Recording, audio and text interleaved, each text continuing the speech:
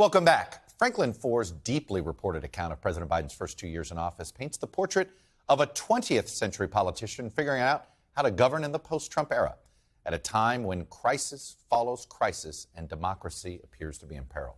In one anecdote, Foer describes the aftermath of this striking Biden ad-lib in Warsaw last year, where he seemed to call for regime change in Russia.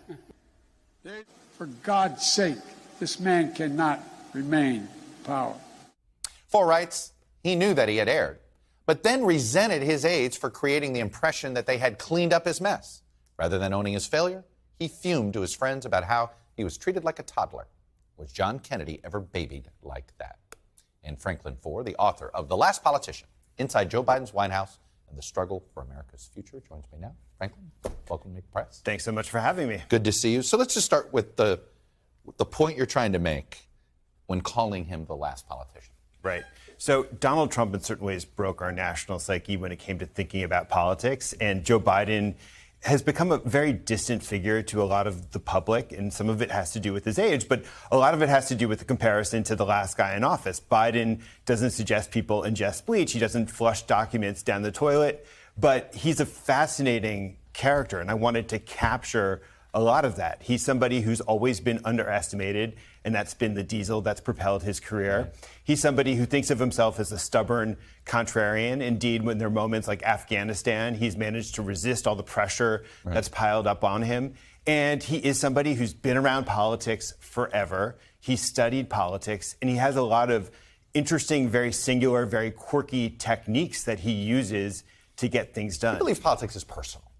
At the end of the day, it's relationships, whether you're dealing with China or you're dealing with Joe Manchin. Yeah, it's emotional intelligence, essentially. In his He's an EQ guy, not an IQ guy. Exactly. And his strength as a politician is his ability to sit across from somebody and to think about them, to understand their psychological makeup, to understand what their self-interests are and what the things they're going to be most vain about and what will be their touch points that'll trip them off. And so he takes that into account in his calculus. Let's talk about this issue of, is he overhandled? Is it because of his age? That anecdote about the Warsaw speech was interesting. And then you wrote this pretty late in your book. You said, and his advanced years were a hindrance, depriving him of the energy to cast a robust public presence or the ability to easily conjure a name. It was striking that he took so few morning meetings or presided over so few public events before 10 a.m. His public persona reflected physical decline and times dulling of mental faculties that no pull or exercise regimen can resist. In private, he would even occasionally admit to friends that he felt tired. How much does this impact West Wing operations? Right. Well, it doesn't take Bob Woodward to understand that Joe Biden is old. Right. And I'm not a gerontologist, and I can't predict how the next couple years will age Joe Biden. I think what my book does is shows that he is somebody who, for whom he's buried in details. He's somebody who is very technocratically obsessed with the intricacies of policy. He's a very activist president in that he micromanages a lot of the dealings in the White House. When it comes to something like talking... But you don't see that. You don't see that. What you're describing is much different than his public persona. Yeah. Well, I think one of the things that's so interesting about Joe Biden is that he has these insecurities that govern a lot of the ways in which he moves through the world. And so one of his primary insecurities is that he doesn't want to be perceived as stupid because he had this plagiarism scandal back in the 1980s. And so when he walks into an interview or he walks into a press conference, he wants to have mastery of what he's discussing. And so his prep sessions can go on for long periods of time. Let me ask you this way. If at the end of this calendar year, Joe Biden announces that he's not going to seek a second term, based on all your reporting, how much of a surprise will that be to you? I would say it would be a surprise to me.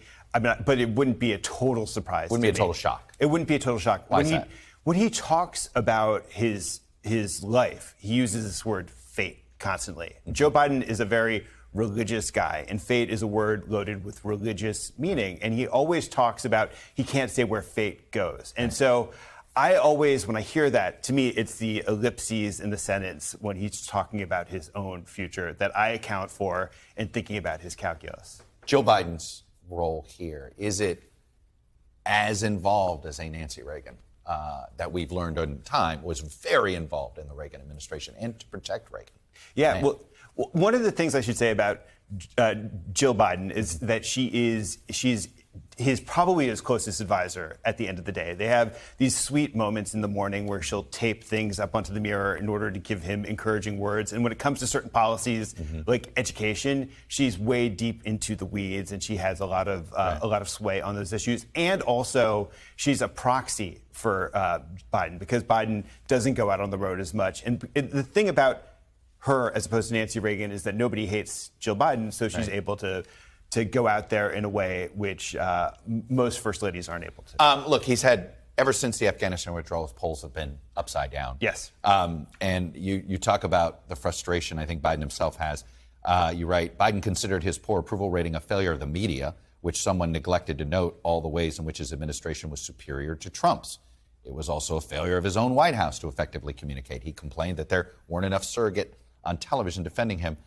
I'm shocked to find out that a White House believes they have a communications problem, not a substance problem. Right.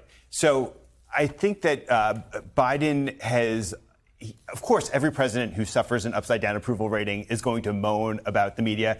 And I think that there is some truth to it in his case, where Trump caused the media to become so emotional, to get so engaged in covering all of the high drama. And I think with the Biden administration, there's been this desire on the part of the press to reassert its standards of objectivity. So I think on certain measures, he's probably right. He has been covered probably tougher than he deserves. But also, I think curve. He's not being graded on a curve. No, Trump he's not being graded on a curve. No. One last question. The relationship with Kamala Harris. As you write at the beginning, Biden said they would have weekly lunches, but those began to fall off his schedule. What is the relationship? Right. Well, the vice presidency is a premise for a comic show on HBO, and it's hard for anybody to be vice president. And I think it's especially hard to be a former vice president's vice president. Obama and Biden had a very He's not empathetic to her? It does feel like you would think he'd be empathetic. He's extremely empathetic. Helpful. He's extremely empathetic to her. When Obama used to talk about my vice president, which is a phrase that got under Joe Biden's skin. And so he's very respectful of her. He calls her the vice president. That's very significant for him. But the difference is that Obama had holes in his resume that he wanted Biden to fill. And Biden doesn't see the holes in his own resume because he's been around forever, and it leaves her stranded. Franklin Foer, it was a terrific read and definitely worth your time, worth a lot of people's time. Congratulations. Thank you so much. You got it. Thanks for watching. Stay updated about breaking news and top stories on the NBC News app or follow us on social media.